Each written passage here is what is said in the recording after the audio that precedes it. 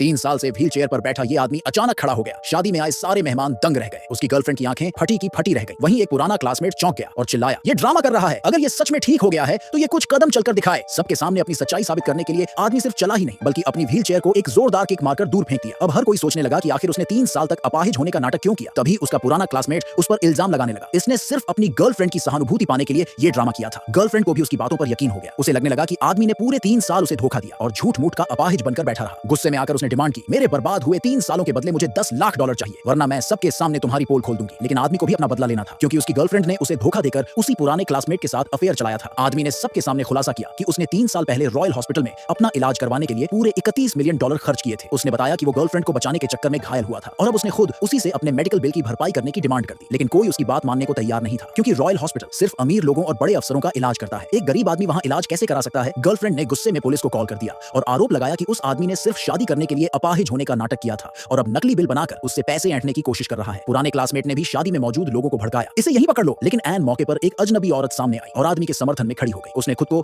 Shin family की वारिस बताया और दावा किया कि वो आदमी की मंगेतर है। कोई उसे पहचान नहीं पाया और सबको लगा कि वो आदमी के साथ मिली हुई है। तभी अचानक एक नौजवान लड़के ने चिल्लाकर कहा, मेरे पापा शिन ग्रुप में एग्जीक्यूटिव हैं, मैं अभी कॉल करके सच्चाई पता करता हूं। उसने फोन मिलाया और कुछ ही देर में कंफर्म कर लिया कि शिन फैमिली की वारिस की कोई बॉयफ्रेंड नहीं है और वो किसी शादी में मौजूद नहीं हो सकती। लड़के ने सबके सामने ऐलान कर दिया कि उस औरत ने झूठ बोला है। लेकिन औरत जरा भी घबराई नहीं। शांत लहजे में उसने लड़के से पूछा, तुम्हारे पापा का नाम क्या है। जैसे ही लड़के ने अपने पापा का नाम बताया उसने तुरंत शिन ग्रुप में कॉल किया और कुछ ही सेकंड में लड़के के पापा की नौकरी खत्म करवा दी। वो नौजवान लड़का जो अभी तक बहुत अकड़ में था, कुछ ही मिनटों बाद जैसे ही उसे अपने पापा की नौकरी जाने की कंफर्मेशन मिली, डर के मारे घुटनों पर गिर पड़ा। वो रोते हुए शिन हेरस से विनती करने लगा, प्लीज मेरे पापा की जॉब वापस दिला दो, हमारा पूरा घर उनके सैलरी पर ही चलता है। लेकिन शिन फैमिली की वारिस ने उसे पूरा इग्नोर कर दिया। अब जब उससे कुछ नहीं हुआ तो उसने अपने पुराने क्लासमेट की तरफ मदद की उम्मीद से देखा। पुराने क्लासमेट ने उसे दिलासा दिया, टेंशन मत ले, ये लोग बस एक्टिंग कर रहे हैं, पुलिस आएगी और इनका पूरा झूठ खोल देगी। कुछ ही देर में पुलिस वहां पहुंच गई और उन्होंने भी आदमी पर इल्जाम लगाया कि उसने घटिया ट्रिक्स से लोगों को बेवकूफ बनाने की कोशिश की है। उन्होंने $33 करोड़ का मेडिकल बिल फर्जी बताते हुए कहा, रॉयल हॉस्पिटल में सिर्फ अमीरों का इलाज होता है। तब आदमी ने एक ऐसा खुलासा किया जिससे सबके होश उड़ गए। उसने कहा, मेरी माँ दुनिया की सबसे अमीर औरत है। गर्लफ्रेंड और पुराना क्लासमेट जोर जोर से हंसने लगे। गर्लफ्रेंड ने तंज कसते हुए कहा, अगर तुम्हारी माँ दुनिया की सबसे अमीर औरत है तो फिर वो यूनिवर्स की सबसे अमीर औरत भी होगी। यहाँ तक कि पुलिस वाले भी एक्साइटेड हो गए। उन्हें लगा कि ये किसी बड़े फ्रॉड का केस निकल सकता है। उन्होंने तुरंत इनवॉइसेस की जांच शुरू कर दी और जो उन्होंने देखा उसने सबको शॉक्ड कर दिया। हर एक इनवॉइस पर रॉयल हॉस्पिटल की ऑफिशियल सील लगी हुई थी। अब सबको समझ आ गया कि बिल असली है, लेकिन एक गरीब आदमी ने $31 करोड़ खर्च करके कैसे इलाज करवाया। ये सवाल सबको परेशान करने लगा। गर्लफ्रेंड ने शक जताया, इतनी महंगी ट्रीटमेंट की जरूरत ही क्या थी, चोट तो मामूली थी। उसे ये नहीं पता था कि आदमी ने अपनी असली हालत छिपाई थी ताकि वो परेशान ना हो। उसने अपनी माँ से कहा था कि गर्लफ्रेंड को बस मामूली चोट के बारे में बताना, लेकिन जब गर्लफ्रेंड ने खुद ट्रीटमेंट लिस्ट देखी तो उसकी आंखें फटी की फटी रह गई। उसे पता चला कि आदमी की हालत बहुत सीरियस थी। उसके पूरे शरीर में पैरालिसिस हो गया था और आज वो एकदम सही सलामत खड़ा था। फिर भी किसी को भरोसा नहीं हो रहा था। गर्लफ्रेंड जिद पकड़कर बैठ गई, तू अभी झूठ बोल रहा है। शिन हेरस भी अब सच्चाई जानना चाहती थी। आदमी ने अपनी बहन को फोन लगाया और कहा, रॉयल हॉस्पिटल के डायरेक्टर को शादी में बुलाओ। उसने सबके सामने ऐलान किया, डायरेक्टर खुद आकर बताएगा कि मैं झूठा हूँ या नहीं।